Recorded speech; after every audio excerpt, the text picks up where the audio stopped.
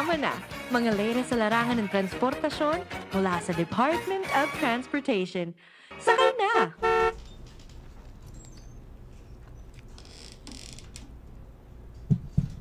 Magandang hapon po. Tagal naman ito. Hindi pa pala sample. Okay.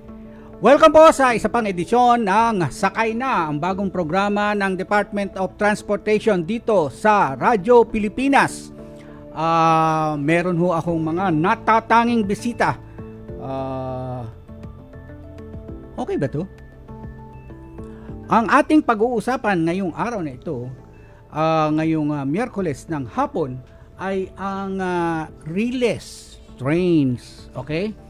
So, nagpunta na tayo sa aviation, nagpunta tayo sa roads last week. Ngayon naman ay relays.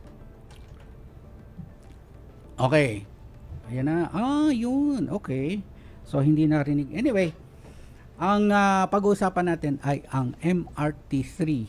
MRT Line 3. At nandito sa ating studio, ang General Manager ng MRT3, si Engineer Oscar Bongon. Sir, bati muna kayo bago natin ipakilala yung iba nating kasama dito. Opo, magandang hapon po, Mang Johnny, at sa lahat ng ating mga nanonood at nagsusubaybay sa bagong-bagong programa ng DOTR na Sakay Na. Magandang hapon po. Salamat po, Engineer, at kasama natin din sa studio ang dalawang kasama ni Engineer Oscar sa MRT3, si Ofelia Astrera, ang OIC Director for Operations ng MRT3, at si Miss Roda Espejo, Chief ng Station Division ng MRT3. Bati na kayo, ma'am. Salamat po ka Johnny. Magandang hapon po sa ating mga tagapanood at tagapakinig. At congratulations po sa ating bagong programa, DOTR Sakay Na. Salamat po. Yes? Magandang hapon po, Sir Johnny. Masaya po kami na naimbita po kami dito at isama kami ni Engineer Bongon dito sa programa niyong Sakay Na. Yep. So ngayon ay alam nyo, kung minsan ng aviation, may mga alam na ako, pero pagka sa relays, sa trains, yan, ako'y maraming tanong, maraming gustong malaman. Pero teka muna, ayaw magpakita sa camera itong technical assistant of the general manager, si Jaslyn Torres. Siya po ang TA of Engineer Oscar. Siya ang TA, ako DA, dakilang alalay ako. Siya technical assistant po, si Jaslyn Torres. Okay. So ngayon, umpisa na natin bago na naman tayo magkaroon ng isa pang commercial, ano. Ang una nating siguro pag-usapan na GM, meron ba kayong inihahanda para sa February 14? Ano ba ang aasahan? Hindi yun, di ba? Dati yung dating assistant secretary natin nagbibigay ng rose, tama ba? At saka ano pa? Choknat? Di ba? Tama ba? Ano ba? Secret pa ba yan? O abangan na lang? Ano ang aasahan ng mga couples sa February 14 pagsakay ng MRT3? Tama po, Mang Johnny, pero ang MRT3 po ay may inihahandang sabihin na natin na secret muna ngayon para maging maganda ang epekto during the February 14 celebrations.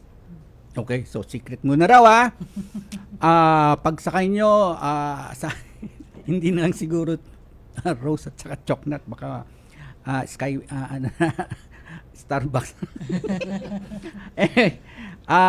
Ngayon naman tanungin natin sina Miss Ofelia at si Miss Roda. Something about ano nitong mga ridership ng MRT3.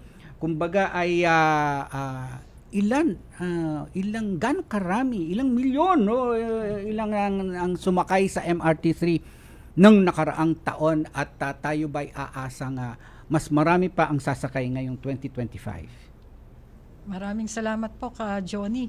So nung nakaraang taon po, naitala po na ang ating nabigyang serbisyo ay nasa 133 million po. Bukod po doon, nakapagbigay tayo ng libreng sakay. Naitala po natin yan ng mahigit 900,000 po. Kasama na rin po yung programa ng ating mahal na Pangulo na nagbigay po siya ng libreng sakay noong December 20 ng 2024. So marami po tayong napasaya ka, Johnny. Galing Basahin ko lang yung ito galing sa kanila to ang mga sumakay noong 2024, 135 million. Yan ay mas mataas sa 2023 because 2023 is 129 million. Tapos nung naglibreng sakay sila, 938,000. Hindi pa kakabilang doon yung ginawa ngang libreng sakay ni Pangulong Bongbong Marcos noong December 20 na pinakamataas daw na 469,000. Kulang nakakalahating milyon. So napakaganda ng ano pa ba?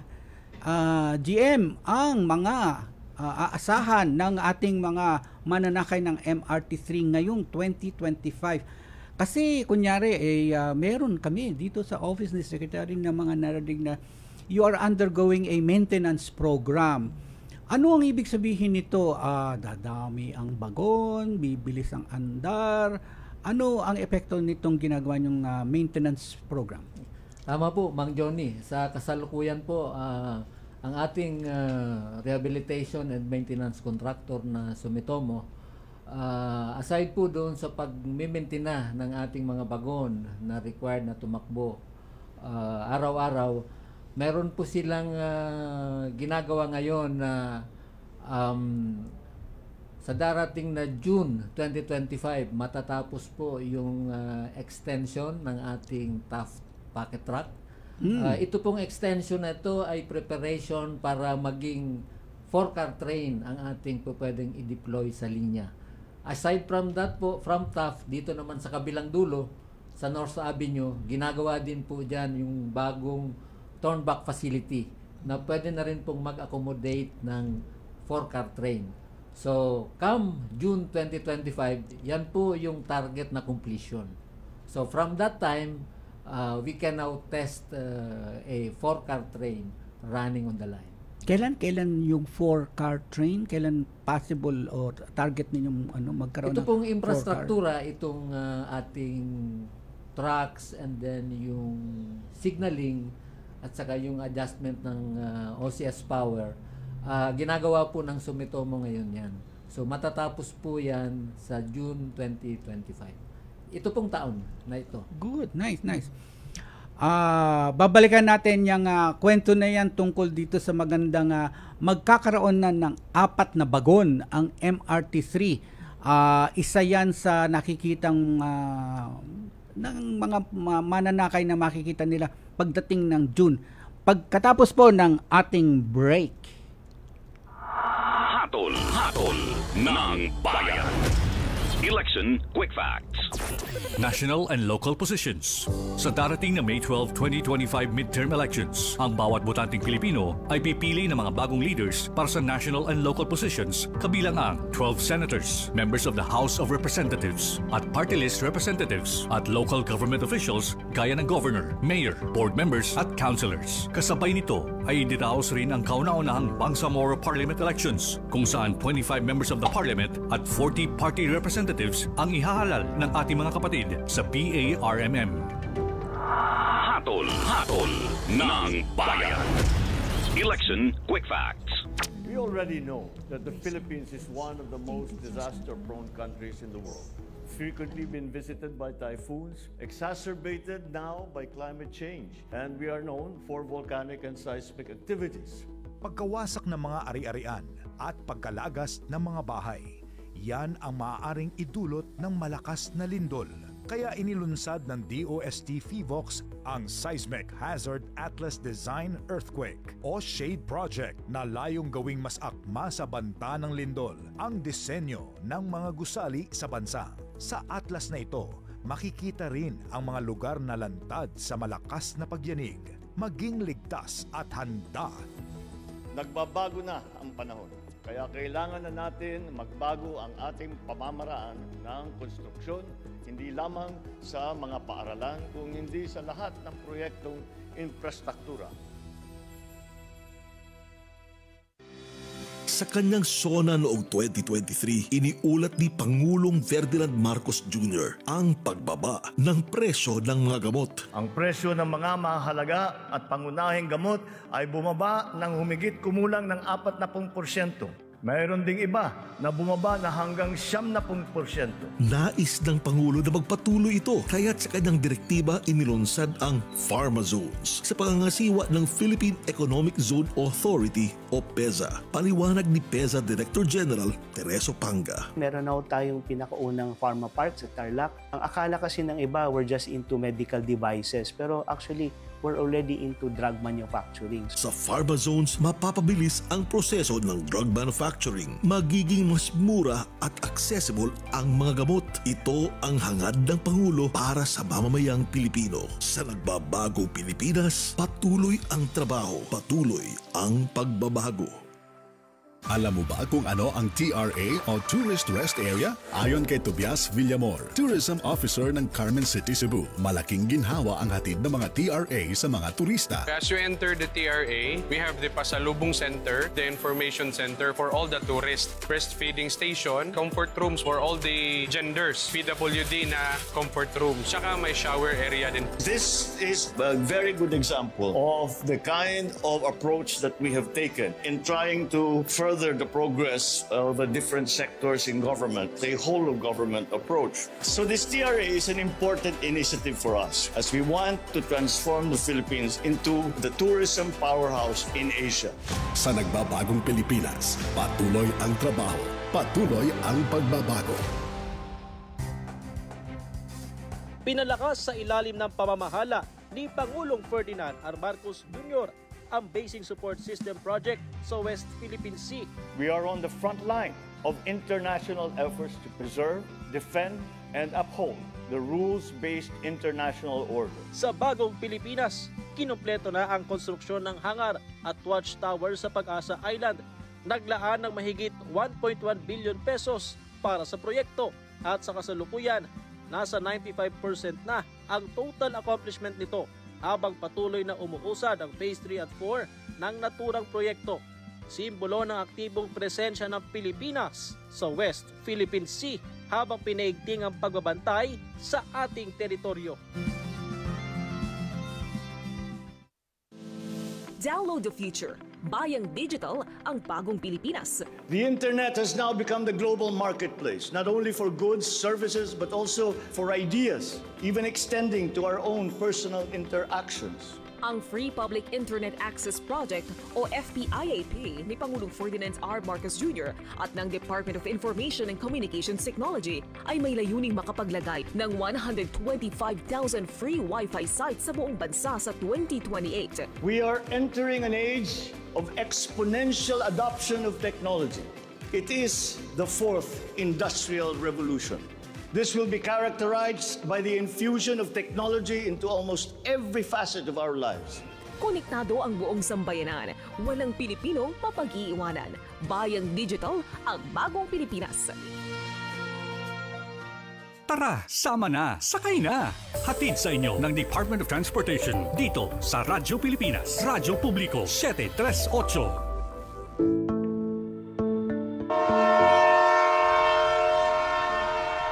Ayan na, ang mandar na.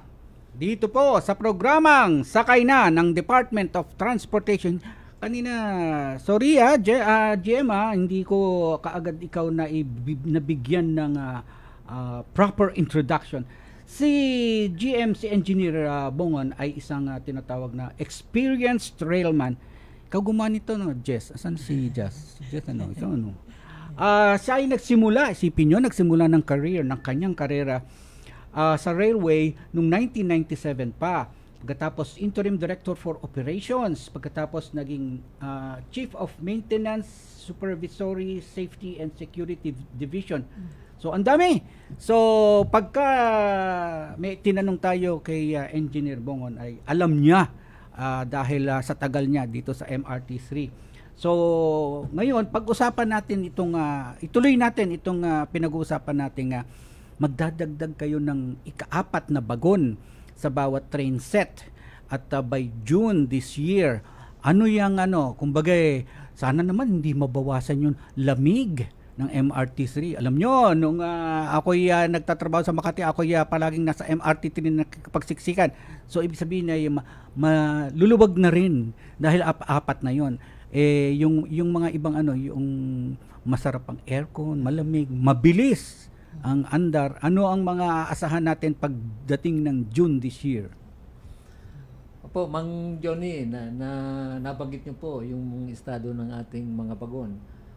Ito pong mga bagon natin sa current contract with Sumitomo, ang mga aircon po, lahat po yan, pinalitan nila ng bago. Mm-hmm. So, makakasiguro po tayo na malamig ang bawat bago ng MRT3. At yan po ay minamantini din nila habang tumatakbo sa linya. So, hindi lang po mga bagon yung kanilang napalitan sa MRT3, pati po yung ating mga riles. Lahat po yan napalitan. Kung noon po, pre-pandemic, nararamdaman natin na parang may lubak-lubak sa MRT3. Yun po, after that po na napalitan ni Sumitomo, naging maayos po yung takbo. At kung noon po ang takbo natin ay pumapatak lang sa 30 kilometers per hour, yung pinaka mababa, ngayon po naibalik natin sa 60 kilometers per hour. Average yun o yung pinaka mabagal na andar? Pinaka mabagal po yun. Yung 60. During the time na hindi pa po napapalitan yung lahat ng riles. At ngayon ay malamang mas mataas sa 60. Lahat na yan napalitan at naibalik na po natin yung sa operating speed na maximum na 60 kilometers per hour. Okay. Matanong ko naman dito kina Ma'am Ofelia at si Ma'am Roda, yung other facilities ng ating mga istasyon. Napaandar na ba natin ang lahat ng mga elevator, escalator? Alin pa ba yung mga may problemang papaayos nyo? Sir Johnny, sa ngayon po kung mapapansin nyo, ang escalator po natin, 100% naka-up po siya everyday kasi meron po tayong binabantayan sa ating Sumitomo na hindi po pwede silang may sira as much as possible kasi po binigyan din po natin sila ng penalty sa every time po may sira ang ating mga conveyances. So, talaga pong bihirang-bihirang masira ang ating mga conveyances kasi nga po may penalty. Gandang pakinggan nun, ano? I-translate ko lang yan, ano? Kayong mga mananakay, wag niyo hong isisid dito sa nagpapaandar ng nagma-manage ng ating MRT3. Meron po kasing nag-ooperate, tama ho ba, di ba, engineer, ano? So yung nag-ooperate ay pine-penalize kapag merong nasira at hindi natupad na pangako sa kanilang pag-operate ng MRT3, tulad nga ng pag may nasisirang escalator, elevator ay may pine-penalize sila dahil dapat ay umaandar lahat yan, di ba? Yung hindi lang yung mga signaling system, yung aircon, yung pagka gabi ay yun ba, di ba? Pagka maulan, kumikidlat, ganoon, di ba? Yung safety naman nila dapat na i-ensure yung safety ng operation noong MRT3, etc. At minsan, alam nyo, engineer, minsan tagal na naman, sabi ko sa inyo, sumasakay ako palagi na binaha ang Ayala Station. Yan ba ay hindi na nangyayari ngayon na may mga riles na nalulubog sa tubig pagka umulan? Opo. Ang MRT3 po sa ngayon na-rehabilitate lahat ng sampam. So kung may mga panahon po tayo na talagang ang EDSA bumabaha, pero po sa loob ng MRT3 walang baha. Kasi po automatic po 'yon, may sensor 'yon na pag narating yung level na kailangan i-pump out yung tubig, automatic po 'yun na ipa-pump out yung tubig sa riles. Kasi po pag kuryente po nagpapatakbo ng ating tren, delikado po 'yun at kung tumaas ang tubig doon sa riles. At saka sinabi niyo ang mga bagon natin ay mga bago na. Ito ay merong parang maintenance program doon sa supplier, tama, no? At yung operator natin ay merong technical expertise kung paano aayusin yan. Ano yung usapin na itong ay hindi ba kasi nakarating kay Secretary, narinig ko sa pinag-uusapan nila ng Secretary, ang operations ay i-turn over sa private sector kasama ang LRT2 ibabundle. Ano ang pinakahuli dyan? Sa ngayon po, yung usapin na ibabundle ay mukha pong naging malabo po yun. So, ang tunguhin po ngayon ay MRT3 lang po. Okay. Binubuo ngayon yung terms of reference for the concession. Naka-focus lang sa MRT3. Opo, sa ngayon. Ano ba yan? Magkakaroon ng bidding, ng o meron pang ongoing feasibility study? Kailan natin malalaman kung malapit nang ma-turn over sa private sector to? Dalawa pong ang tunguhin ngayon. Kasi po, mayroong mga pribadong sektor na nag-submit din po ng unsolicited proposal. Under review po yan ngayon ng PPP Center at saka ADB at saka yung ating DOTR planning. At ang isa rin pong tunguhin, ito nga pong solicited. Ito po yung bidding at binubuo rin po sa ngayon yung terms of reference nito. Ayan. So wala pang terms of reference. Pag lumabas yung terms of reference, ayan na, patungo na nga tayo sa solicited o yung bidding ng operations ng concession ng Okay, salamat po, engineer. Ngayon babalik ulit ako dito sa mga kunyari po Miss Opelia at Miss Roda. Meron ba tayong inaasahang pagtaas sa pamasahe o ganun pa rin? Hindi ba tayo again, sinasabi ko sa inyo dahil ako may karanasan sa pagsakay ng MRT araw-araw, meron pa ba yung discount pagka ikaw ay bibili ng anong tawag doon sa beep card, yung 100? Concessionary cards po. Oo nga. Pang senior po at saka... Oo nga eh. Opo, meron tayo niyan. Ngayon, pwede na akong humingi ng discount, senior discount. 20%. Oo, pwede na akong humingi ng senior discount. PWD, mga student, ganun. And you encourage nga na bumili na ng beep card, hindi yung single journey dahil may discount yun pagka yung buong beep card, di ba? Tama. Meron bang, is there a petition para magtaas ng pamasahe? Kasi ganin yung pananaw. Naku, pagka private sector ang nag-operate niyan, ay tataas ang ating pamasahe, etc. Meron ho bang katotohanan pagdating sa trend? Sa ngayon po Johnny, wala po tayong inaasahang pagtaas ng pamasahe.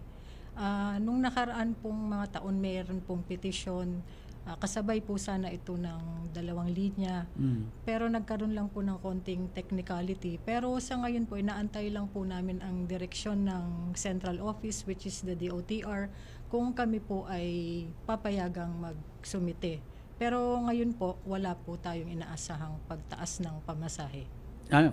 Uulitin ko po para sa mga nakikinig, hindi po tataas ang pamasahe ng MRT3. Kayong mga magulang, mga estudyante, mga nagtatrabaho ng araw-araw gumagamit ng MRT3, hindi po tataas ang pamasahe ng MRT3. Yan ang good news natin sa hapong ito. Okay, magbe-break ulit tayo bago natin pag-usapan ng iba pang dapat nating asahan sa ating MRT3. Break muna tayo. Hatol ng bayan. Election Quick Facts. Campaign period. Ang opisyal na campaign period para sa mga national candidates ay magsisimula sa February 9, 2025 at mayroon silang 90 days para mangampanya. Samantala, mayroon namang 45 days para mangampanya ang mga tumatakbo para sa local positions at magsisimula ito sa March 29, 2025. Ang campaign period ay matatapos sa May 10, 2025. Hatol ng bayan. Election Quick Facts. We already know that the Philippines is one of the most disaster-prone countries in the world. Frequently been visited by typhoons, exacerbated now by climate change, and we are known for volcanic and seismic activities. Pagkawasak ng mga ari-arian at pagkalagas ng mga bahay, yan ang maaaring idulot ng malakas na lindol. Kaya inilunsad ng DOST FIVOX ang Seismic Hazard Atlas Design Earthquake o SHADE Project na layong gawing mas akma sa banta ng lindol ang disenyo ng mga gusali sa bansa. Sa atlas na ito, makikita rin ang mga lugar na lantad sa malakas na pagyanig, maging ligtas at handa. Nagbabago na ang panahon. Kaya kailangan na natin magbago ang ating pamamaraan ng konstruksyon, hindi lamang sa mga paaralan, kung hindi sa lahat ng proyektong infrastruktura. Sa kanyang SONA noong 2023, iniulat ni Pangulong Ferdinand Marcos Jr. ang pagbaba ng presyo ng mga gamot. Ang presyo ng mga mahalaga at pangunahing gamot ay bumaba ng humigit kumulang ng 40%. Mayroon ding iba na bumaba na hanggang 70%.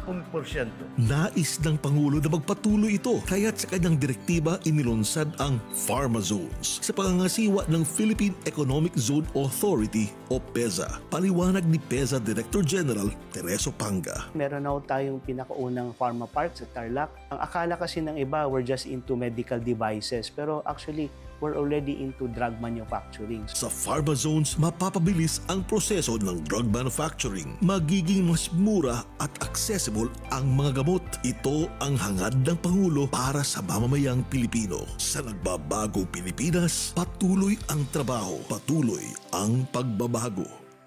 Alam mo ba kung ano ang TRA o Tourist Rest Area? Ayon kay Tobias Villamor, Tourism Officer ng Carmen City, Cebu, malaking ginhawa ang hatid ng mga TRA sa mga turista. As you enter the TRA, we have the Pasalubong Center, the Information Center for all the tourists, breastfeeding station, comfort rooms for all the genders, PWD na comfort rooms, tsaka may shower area din. This is a very good example of the kind of approach that we have taken in trying to further the progress of the different sectors in government, the whole of government approach. So this TRA is an important initiative for us as we want to transform the Philippines into the tourism powerhouse in Asia.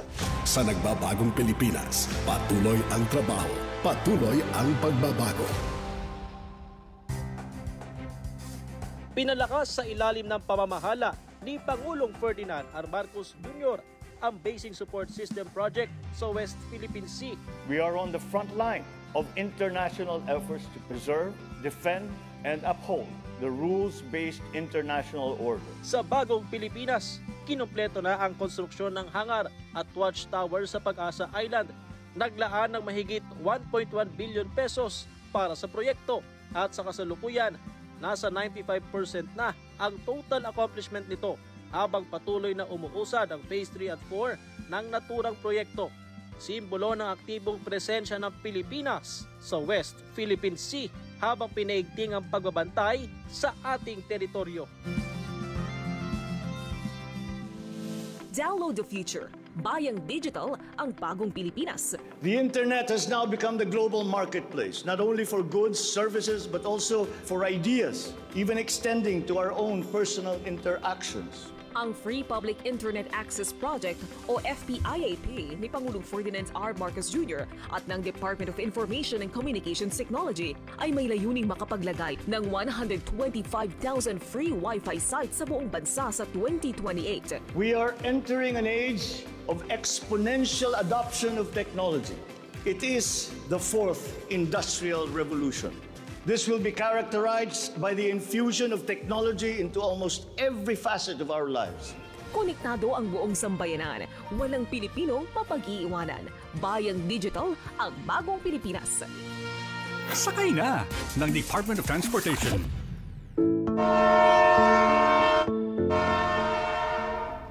Okay, nagbabalik ang programang Sakay na ng Department of Transportation. Bago tayo magbalik sa ating panauhing pandagal dito sa studio, ay pasok muna natin ang report ni JC Santo Domingo. Ito si JC may report sa inyong operations. Ano nangyayari sa MRT3? JC, pasok! Good afternoon sa iyo, Sir Judy, at sa inyong mga tagapakinig at sa inyong mga kasama dyan sa DOTR Sakay na. Alagay ng ating release, ang ating MRT3 ay patuloy pa rin po bumabiyahe at wala lang po tayo nakikita mga nasiraan o kaya mga nabirya na mga bagon dito sa MRT3. At dito naman po sa PNR, sa Philippine National Railways, ay maglalabas ang PNR ng pang-umaga schedule. Bago mag-alas 11, bukas yan ng tanghali, Pebrero 6. At maraming magkaroon ng pagbabago sa nasabing schedule, depende sa availability ng train sets. At magandang balita para sa ating mananakay ng EDSA Bus Carousel. Sa darating na Pebrero 14, araw ng mga puso ay magbubukas na po ang bagong istasyon dito sa may SM North EDSA. Asahan ang mga maayos at konbinyenteng bagong istasyon. At magkakaroon naman po ng fun run dito naman po sa may Quezon City, dito sa may Philippine Heart Center sa darating na linggo, Pebrero 9. Magsisimula po yan alas 2 ng madaling araw hanggang alas 10 ng umaga. At pinapayuhan ng ating mga motorista na dumaan sa mga alternatibong ruta. At para sa mga katanungan, suwestyon at reklamo, maaari po kayo tumawag sa DOTR Commuter Hotline sa numero 0920-964-3687. At yan ang latest transportation update. Ako si JC Santo Domingo, serbisyong garantisado, always on the go.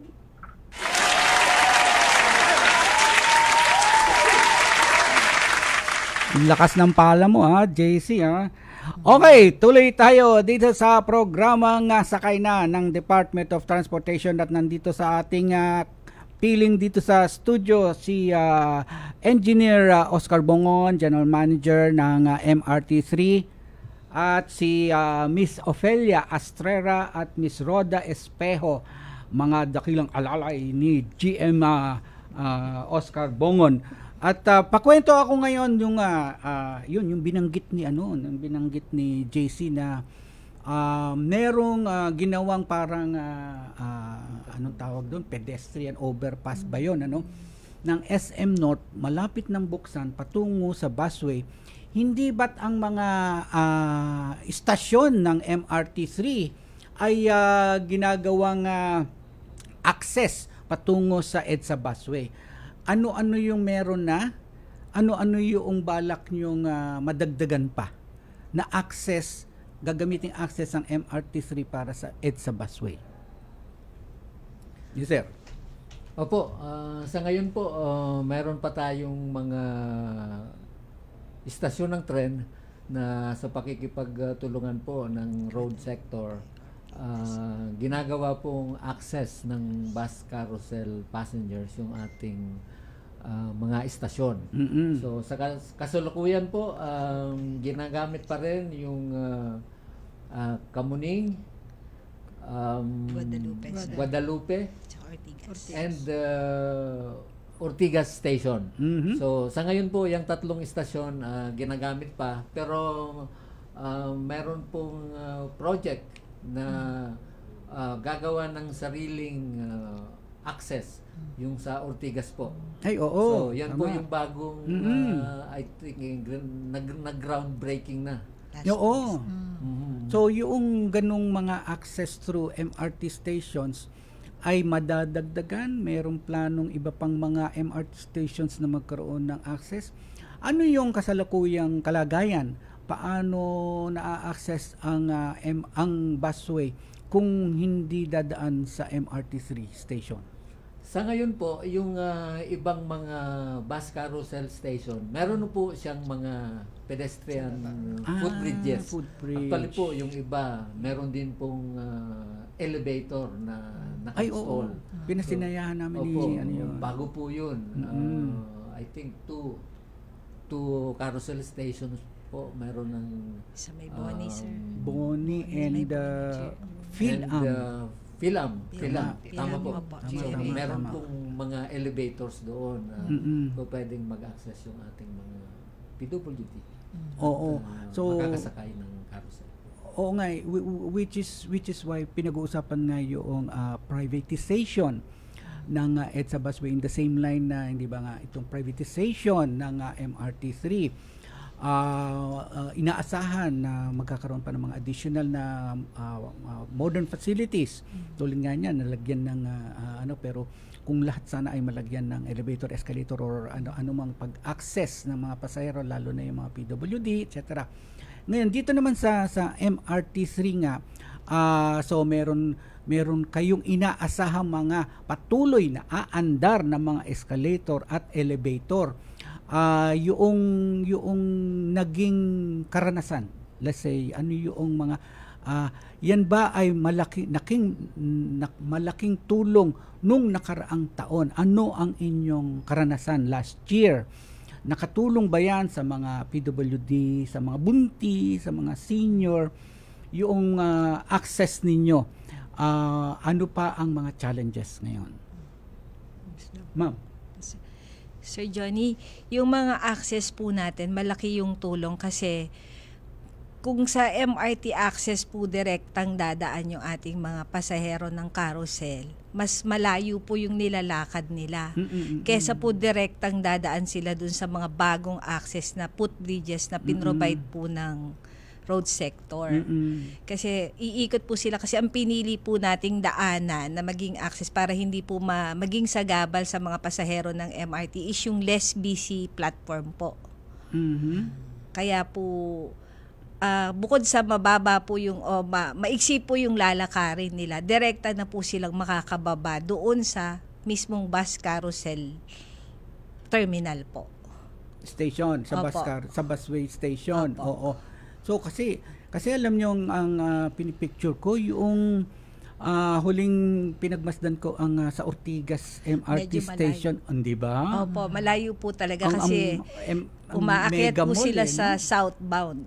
Oo. Tapos iikot pa po sila, bababa po. Oo. Kaya yung po, isang nakita kong ang layo. lalo na pag galing po sila sa may Mega Mall side, tatawid pa po sila ng footbridge, tapos aakyat po ulit sa stasyon, tapos bababa po ulit doon sa may carousel. Pero may, ewan ko, correct me if I'm wrong, pero ang pinakamataas naman na access is yung Guadalupe, tama ba? Opo, malayo hindi din malayo po. ang lalakarin mo, pero yun yung Mataas pinakamataas. Di ba? Mataas po. Akyat ka muna ng MRT Guadalupe, pagkatapos bababa ka ng pagkahaba. Di ba? Para ka makapunta noong busway station. So, sa palagay ba ninyo, itong pagpapaprivatize ng ating MRT system ay makatutulong as marami pang magandang facilities, serbisyong maibibigay sa mananakay? Sa inyong pananaw, ano yung magandang idagdag, baguhin dito sa sistema natin para lalong maging convenient? Alam nyo, nung sumasakay ako dyan araw-araw, ewan ko na ngayon, yung North Avenue Station, pagka morning rush hour, napipicture yun sa SOCMED eh. Naku, nakakaawa nga raw eh. Ano pa yung mga inaasahan yung dapat nating pagandahin? Johnny, yun pong privatization, sa tingin po namin, makakatulong po yun. Kasi po partnership po yan between government and the private sector. Kumbaga, aminin na po natin, mabilis po kasi ang procurement ng private sector. So kung ano man po ang gusto nilang i-introduce na pagbabago, madali po yung may implement. Sa ngayon po, sa nakikita namin, may mga kailangan pong improvements like yung sa platform doors. Sa ibang bansa po merong ganun para maiwasan po natin ang aksidente.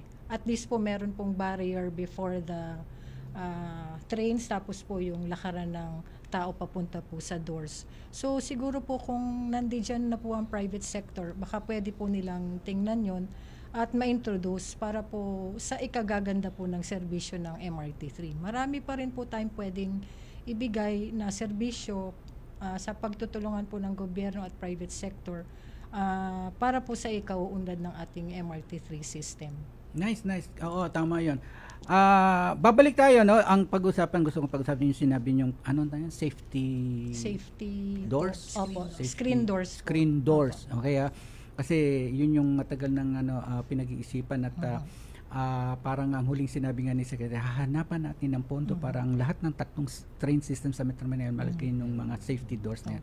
Okay, sa pagbabalik natin at papasok muna tayo sa mga station ID at iba pang reminders.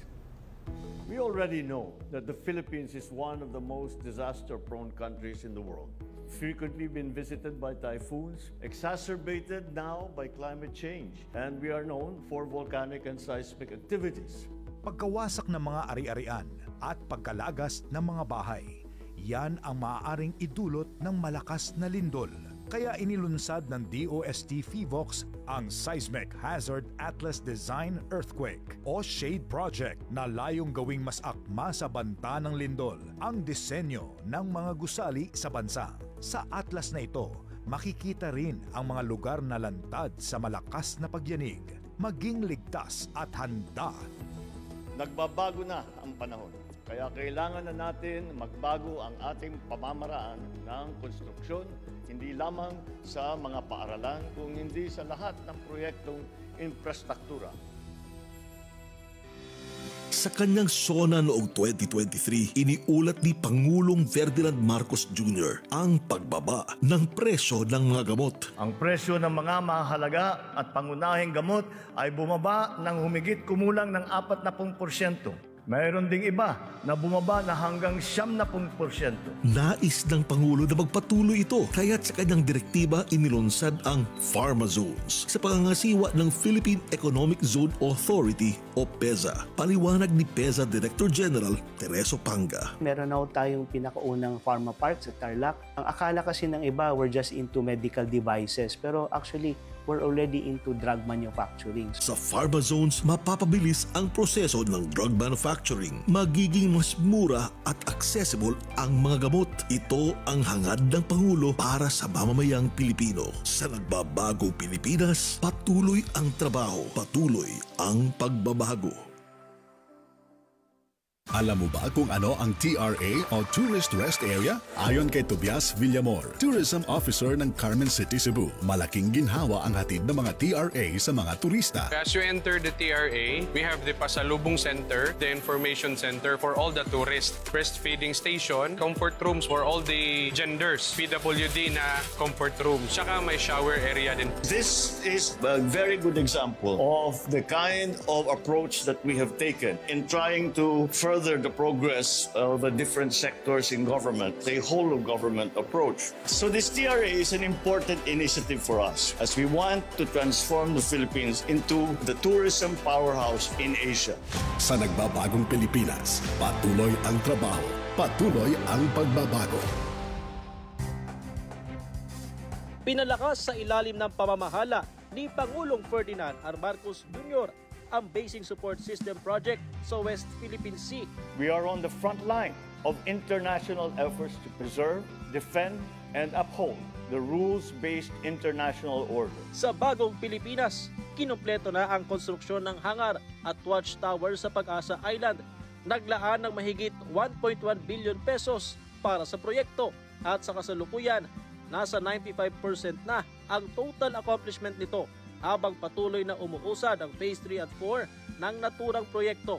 Simbolo ng aktibong presensya ng Pilipinas sa West Philippine Sea habang pinaigting ang pagbabantay sa ating teritoryo. Download the future. Bayang Digital, ang bagong Pilipinas. The internet has now become the global marketplace, not only for goods, services, but also for ideas, even extending to our own personal interactions. Ang Free Public Internet Access Project o FPIAP ni Pangulong Ferdinand R. Marcos Jr. at ng Department of Information and Communications Technology ay may layuning makapaglagay ng 125,000 free Wi-Fi sites sa buong bansa sa 2028. We are entering an age of exponential adoption of technology. It is the fourth industrial revolution. This will be characterized by the infusion of technology into almost every facet of our lives. Konektado ang buong sambayanan. Walang Pilipino mapag-iiwanan.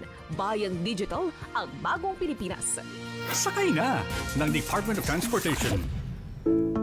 Okay, nagbabalik itong programang Sakay na ng Department of Transportation. Pero bago tayo kausapin ang ating panauhing pandangal, meron pong papasok na flash report. Ang Kamara inimpeach na si VP Sara Duterte. Pakinggan natin ang ulat kay Kathleen Forbes. Pasok, Kathleen. Radyo Pilipinas Flash Report. Yes, ngayong huling araw nga na sesyon ng Kamara ay tuluyan ng in-impeach itong si Vice President Sara Duterte. Nasa 216 o 15 kongresista ang lumagda dito sa fourth impeachment complaint laban sa pangalawang Pangulo. Higit ito doon sa kinakailangan boto na 103 para dumiretso agad ang impeachment complaint sa may Senado. Batay sa reklamo, ang grounds para sa impeachment ay culpable violation of the Constitution, betrayal of public trust, graft and corruption at other high crimes. Meron itong 7 articles of impeachment at kabilang dito yung naging pagbabantanga ng pangalawang Pangulo dito kay Pangulo Ferdinand R. Marcos Jr., First Lady Liza Araneta Marcos at House Speaker Martin Romualdez. Itinalaga naman bilang miyembro ng prosekusyon itong sina Representatives Jean Kiluistro, Romeo Angco, Proj Gutierrez, Joel Chua, Jill Bongalon, Loreto at Sharon, Marcelino Libanan, Arnan Panaligan, Isabel Maria Zamora, Lawrence Defensor at Jonathan Keith Flores. Agad namang inatasan ng House Secretary General na i-transmit ang naturang impeachment complaint kasama na yung 3 naunang reklamo na naihain dito sa Kamara sa Senado. Nasa kamay na ng Senado kung kailan sila magko-convene bilang impeachment court. Mula dito sa Kamara para sa Bagong Pilipinas, Kathleen Forbes, Radyo Pilipinas, Radyo Publiko. Salamat! Flash Report. Salamat, Kathleen Forbes. Okay, so naubos na naman ng halos 1 oras nitong ating programang Sakay Na dito sa Radyo Pilipinas. Ang huling tanong ko naman dito kay GM at sa kanyang 2 magagandang dakilang alalay ng MRT3. Ano ang kayo GM napakatagal niyo na diyan sa MRT3. Ano ang pinagmamalaki ninyong accomplishment? Paano niyo natulungan mapaganda itong MRT3 o ano yung most fulfilling na karanasan? GM. Ako po bilang matagal na po tayo sa MRT3, yung sa araw-araw po na pag-ooperate ng system at nakikita natin na nadadala natin ang ating mga pasahero ng safe, comfortable at nakakarating sila sa destinasyon na buong buo, malaki na pong karangalan yun at ang patuloy na pagtatangkilik ng ating mga mananakay sa MRT3. Nice. Ngayon naman, si Miss Opelia at Roda, same question. Ano ba ang pinagmamalaki ninyo o most memorable ninyong accomplishment? Kagaya po ng nasabi ni GM Bongon, matagal na rin po ako sa MRT3, halos sabay din po kami ni GM Bongon na nagsimula. So pinagmamalaki po namin na maraming natutulungan ng MRT3. So from the time it started in 1999, patuloy pong tinatangkilik ang ating MRT3 system. So ibig sabihin po, gusto po nila ang serbisyo ng MRT3. Bukod po sa nakakatulong tayo sa pang-araw-araw nilang pagpunta at papunta sa kanilang destinasyon. So malaking karangalan po sa amin yun. So bukod po doon, tumungo po tayo sa mga tao ng MRT3 kasi po hindi naman po siguro magsasucceed din po itong MRT3 kung wala po ang pagtutulungan ng ating mga kasamahan sa MRT3. Pamilya na po kasi ito. So ako po, from the time I started, isa pong division, kami po yung magkakasama. So masasabi ko pong may rapport na kami, cooperation at the same time love. So ganun din po sa ibang division. Normal naman po siguro na may mga hindi pagkakaintindihan, pero at the end of the day, nagmamahalan po ang tao sa MRT3. Yun po siguro ang pinakamagandang karanasan. Nice. Oh, pagmamahalan, yun ang keyword. Tama po at Valentine's. Oo nga naman. Naidugtong nyo kaagad. Okay naman, ma'am. Ako po, Ka Johnny, masasabi ko po, nag-rose po ako from the ranks eh. Boss ko na po si Sir Oka, si Ma'am Opi, bago po ako umangat sa MRT3. So, pare-pareho po naming mahal ang MRT, kaya po fulfilling po sa amin bilang ako, Sir, head ng station division. Marami akong tao, nasa 364 po. Wow. Ayun po yung gusto kong patuloy na igiya po yung mga tao ko kung paano makapagbigay ng serbisyong totoo. Serbisyong may malasakit. At laging may ngiti sa labi. Ayun, yun naman ang keyword niya. Serve with a smile. Nice, ano?